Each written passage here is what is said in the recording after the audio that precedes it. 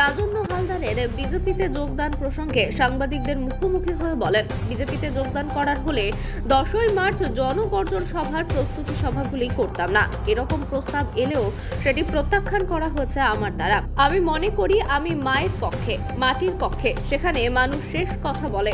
24-এর লোকসভা ভোটে টিকিট দেওয়ার প্রলোভনে পা না দেওয়াই ভালো। অকৃতজ্ঞতা আমার রক্তে নেই। আমার শিরায় শিরায় অভিষেক বন্দ্যোপাধ্যায় ও মমতা বন্দ্যোপাধ্যায়। সেই জন্য এরকম প্রলোভন এলেও তুচ্ছ মনে করে এগিয়ে যেতে হবে। তিনি আরও জানিয়েছেন, আমি অকৃতজ্ঞ হতে পারবো না। সমস্ত জল্পনার অবসান করে আমি প্রেস মিটিংয়ে বলেছি, মিডিয়াকে উত্তর দিয়ে ক্লিয়ার করে দিয়েছি, ফেসবুকে পোস্ট করেও বলে দিয়েছি বিজেপিতে আমি যাচ্ছি না। বিজেপিতে যাওয়ার কোনো প্রশ্নই আসে না।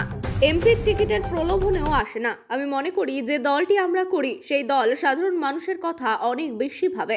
সাধারণ মানুষের জন্যই এই জায়গায় আমার আশা। 21শে জুলাইয়ের মঞ্চ থেকেই রাজন্য হতে পেরেছে। তবে কোনো জল্পনাই নেই, একদম স্পষ্ট। আমি মমতা বন্দ্যোপাধ্যায়ের পক্ষে রয়েছি, মা মাটি মানুষের পক্ষে রয়েছি, অভিষেক বন্দ্যোপাধ্যায়ের পক্ষে রয়েছি।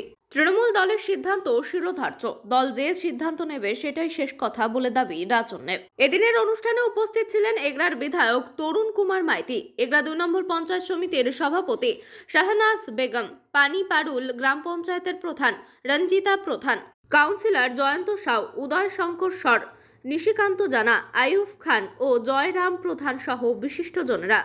সোশ্যাল মিডিয়ায় কিন্তু একটা পোস্টকে ঘিরে বঙ্গ বিজেপির পক্ষ থেকে দাবি করা হচ্ছে যে আপনি বিজেপিতে যোগদান করতে চলেছেন। বিজেপিতে যোগদান করলে আমি এখনো পর্যন্ত 10ই মার্চ জনগর্জন সভার ডাকের যে প্রস্তুতি সভা সেগুলো করতাম না। আর এরকম প্রস্তাব আসলেও সেটা প্রত্যাখ্যাতই হয়েছে আমার দ্বারা, কারণ আমি মনে করি আমরা মায়ের পক্ষে, মাটির পক্ষে, মানুষের পক্ষে, আর সেখানে মানুষ শেষ কথা বলে। রাজ্য বিজেপির পক্ষ থেকে বলা হচ্ছে যদি আপনি বিজেপিতে যোগদান করেন তাহলে লোকসভার 24 সালের যে লোকসভা ক্যান্ডিডেট আপনাকে করানো হবে। হ্যাঁ, আমার মনে হয় যে এটা একটা প্রলোভন। সেই প্রলোভনে পা না নেওয়াই ভালো, কারণ অকৃতজ্ঞতা আমার রক্তে নেই, মেরুদণ্ড আমার সোজা। আর আমার রক্তে রক্তে শিরায় শিরায় অভিষেক বন্দ্যোপাধ্যায়, মমতা বন্দ্যোপাধ্যায় রয়েছেন।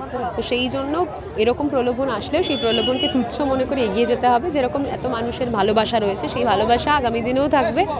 আমি অকৃতজ্ঞ হতে পারবো না।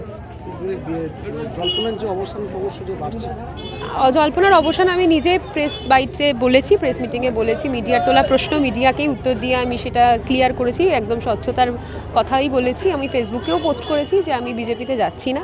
বিজেপিতে যাচ্ছি না মানে বিজেপিতে যাওয়ার কোনো প্রশ্নই আসে না, এমপি টিকিটের প্রলোভনেও আসে না। আমার মনে হয় যে দিনের শেষে যেই দলটি আমরা করি সেই দলটি সাধারণ মানুষের কথা অনেক অনেক বেশি ভাবে। তো সাধারণ মানুষের জন্যই আজকে এই জায়গায় আসা। 21শে জুলাইয়ের মঞ্চ থেকে রাজন্য হতে পেরেছে। আমার মনে হয় কোনো জল্পনাই নেই এক্ষেত্রে, একদম স্পষ্ট আমার স্বীকারোক্তি যে আমি মমতা বন্দ্যোপাধ্যায়ের পক্ষে রয়েছি, মামাটি মানুষের পক্ষে রয়েছি, অভিষেক বন্দ্যোপাধ্যায়ের পক্ষে রয়েছি। কংগ্রেস আপনাকে 24 সালে কি টিকিট দেবে? সেটা তো দলের সিদ্ধান্ত। দেখুন, দলীয় সিদ্ধান্ত শিরোধার্য, সেটা দল যা সিদ্ধান্ত নেবে সেটাই। নিশ্চিতভাবে কুলটিগরি ভাই ভাই সংঘ তাদের একটা বড় প্রযোজনা প্রতি বছর থাকে, বড় রকম একটা উৎসব করে। এই উৎসবে বিভিন্ন মানুষ আসেন পুজো উদ্বোধন করতে। আমাদেরও ভালো লাগে যখন কোনো সেলিব্রিটি আসেন, তখন আমাদের স্বাভাবিকভাবে প্রত্যন্ত গ্রামের মানুষেরা অত্যন্ত আনন্দিত হন। কারণ যাদেরকে আমরা সবসময় স্ক্রিনে দেখি তাদেরকে যদি মাটিতে দেখি, স্বাভাবিকভাবে গ্রামের মানুষের মনে যে আনন্দটা হয় সেই আনন্দটা আমাদের মনে হয়। তো এরকম একটা অভাবনীয় উদ্যোগ কুলটিগরি ভাই ভাই সংঘ নিয়েছে, তাতে উনি এসেছেন, তাকে আমি ধন্যবাদ, কৃতজ্ঞতা জানাচ্ছি এই প্রত্যন্ত গ্রামের এই রকম একটা উৎসব উদ্বোধন করতে আসার জন্য।